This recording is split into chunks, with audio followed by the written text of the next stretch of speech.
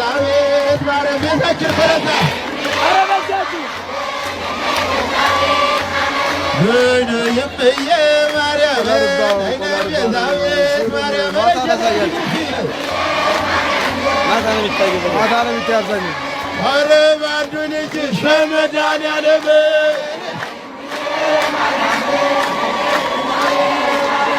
አይና የምዬ ማርያም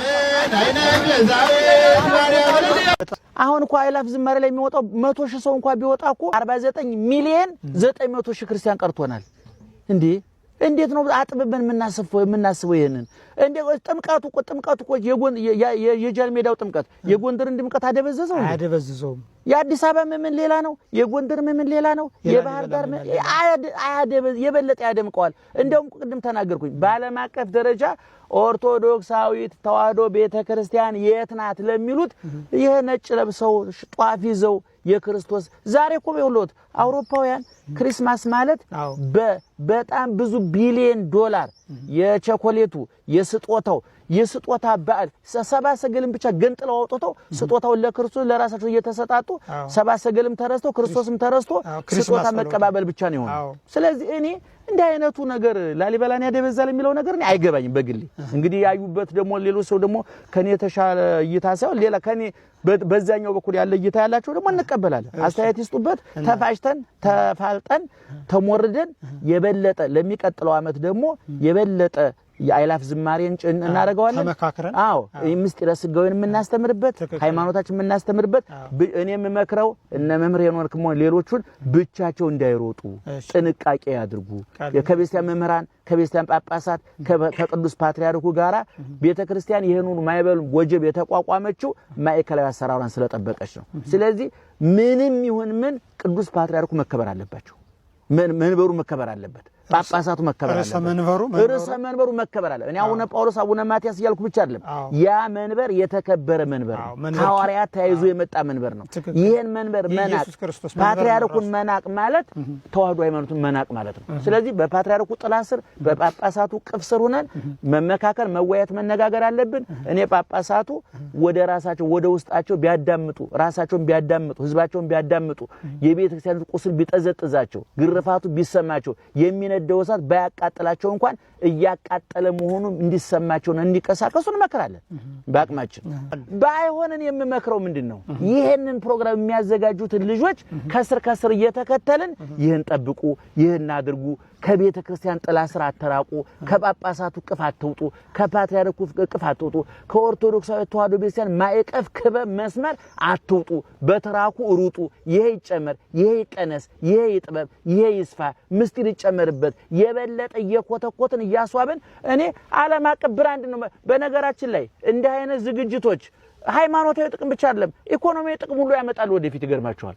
ቢያንስ በዚህ ፕሮግራም ላይ 100,000 ሰው እንኳን ብናሳተፍ 100,000 ሰው የባህል ልብስ ያሰፋል ሚሊዮን ሰው ነው የሚያሰፋው አዎ እነዚህ ምን ይሆናል ገበያውና እናሟሙቀዋለን ንግዱ ያንሰራራል ሃይማኖቱ ያንሰራራል ነገር ግን መወያየት መነጋገር እኔ የሚነቅፉትም ሰዎች ይቅር ያሉትም ሰዎች ያቀርቡትን ሐሳብ ሰምቻለሁ የነሱንም ሐሳብ በግማሽ ሸር ማድረገው ነገር አለ የሚደርስብንን ችግር ማሳየት አለብን ማንጸባረቅ አለብን በእውነቱን አልጋ ባልጋ ላይ አይደለም ያለነው ይሄን መቼም ይሄን ለማወቅ ጻድቅም ነብይም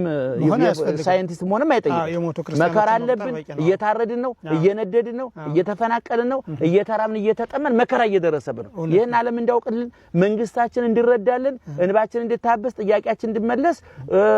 ቁስላችን እንዲፈወስ እንፈልጋለን ይሄንን ከምናሳይባቸው አንዱ ግን እንዳይላፍ ዝማሬ ያሉ እኔ በእውነቱን ዳቆን ሄኖክ ናቸው ያመጡት እኔ ልጁ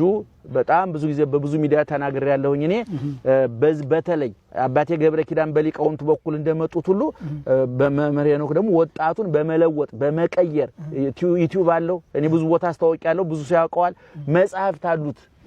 አሉት መጻሕፍቱ በከቤተክርስቲያኑ ተቀርተው በወጣቱ ልክ ተቀደው የተሰፉ በጣም ብዙ ጣፋጭ መጻሕፍት ተጽፏል ይሄንን ይሉንታ በእውነቱ ምቀኝነት ይባላል ይሄን ማመስገን አለብን ነገር ግን ሄኖክ የተሳሳተው ነገር ካለ ያጠፋው ነገር ካለ ልጃችን የበለጠ እንድታበብ የበለጠ እንድታፈራ የበለጠ እንድትለው ህዝቡ እንድታገለግል እንፈልጋለን። ይሄንን ተወው፣ ያንን ጨምር፣ ይሄን ቀንስ፣ ያንን አጥብ፣ ይሄን አስፋያል በቤተሰብነት በወንድምነት በአባትነት በመምህርነት መገሰጽ እንጂ የሚሮጥን ሰው ጠልፎ መጣል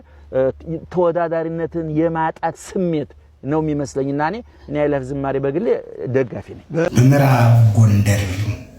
በደንቢያ ላድባ ከተማ ተገብረ ዘይተገብረ ያልተደረገ ተደረገ፣ ያልታየ ታየ፣ ያልሆነ ሆነ፣ ሆኖ የማያውቅ ነገር ታየ። የእመቤታችን የቅድስተ ቅዱሳን የንጽሕተ ንጹሐን የድንግል ማርያም የእናታችን የኪዳነ ምሕረት ስዕለ አድኅኖ በምታዩት መልኩ በዚህ ታላቅ እድሜ ጠገብ ወርካ ላይ በዚህ መልኩ እመቤታችን ትገልጻለች። በደብረ ምጥማቅ ከተማ በደብረ ምጥማቅ ገዳም በግብፅ ሀገር ውስጥ በደብረ ምጥማቅ ቤተክርስቲያን ውስጥ ቅድስት ድንግል ማርያም ለ5 ቀን ለእስላምን ለክርስቲያንም ኢአማኝ ለሆኑት ሁሉ ተገልጻ ትታይ ነበር፣ ታይታ ነበር ይላል የሚታይ ቅድስት ድንግል ማርያም ተአምር። እንግዲህ የዛሬው ተአምር ደግሞ እለ ኢይሬዩኒ ያአምኑኒ ሳያዩኝ የሚያምኑ ብፁዓን ናቸው የተባልነው ኢትዮጵያውያን በኢትዮጵያ ምድር እመቤታችን ቅድስት ድንግል ማርያም ዛሬ ካልጨበጥ ካልዳሰስ አናምንም የሚለው ትውልድ እንዲያይ እንዲጨብጥ በአይኑ በብረቱ እንዲመለከት ስትል የእመቤታችን ኪዳነ ስዕለ አድኅኖ እያበራ እያንጸባረቀ በገሃድ ስዕለ አድኅኖ ታይቷል። ይህንንም ለማረጋገጥ በጎንደር ክፍለ ሀገር በቆላድባ ከተማ ኪዳነ ምሕረት ቤተክርስቲያን እንግዲህ የኪድየ ስዕለ አድኅኖ በመታየቱ ህዝቡ በነቂስ ከጫፍ እስከ ጫፍ ትንሽ ትልቁ አዋቂ ካህን ዲያቆን ሁሉ ሳይል በመሰብሰብ ካሜራ ያለው በካሜራው እያነሳ በእጁ እየጨበጠ በእጁ እየዳሰሰ እየተጋፋ በልታ በሆታ የእመቤታችን ስዕለ አድኅኖ የእመቤታችን መገለጽ ታይቷል። እንግዲህ አይህ ኦርቶዶክስ ዛሬም ኦርቶዶክስ ላይ ተአምራት አለ። ዛሬም የእመቤታችን ቅድስት ድንግል ማርያም ሞታለች፣ በነፍስ አታማልድ ለምትሉ ኢአማኞች ቅድስት ድንግል ማርያም ዛሬም ሕያው ሆና ለዘላለም እንደምትኖር እመ ብርሃን የምንላት እመቤታችን ቅድስት ድንግልን ብርሃኗን እያሳየችን ቤዛዊተ ኩሉ ዓለም የምንላት ድንግል ማርያም ቤዛዊነቷን፣ አዳኝነቷን፣ እናትነቷን እያሳየችን በተአምራቷ እያረጋጋችን እያጽናናችን እያሳየችን ንቁም በህላዌነ እስከ ንረክቦ ለአምላክነ ብሎ እንደተናገረው ቅዱስ ገብርኤል በያላችሁበት ቁሙ፣ ተረጋጉ፣ እናትነታችሁን አጥብቃችሁ ያዙ።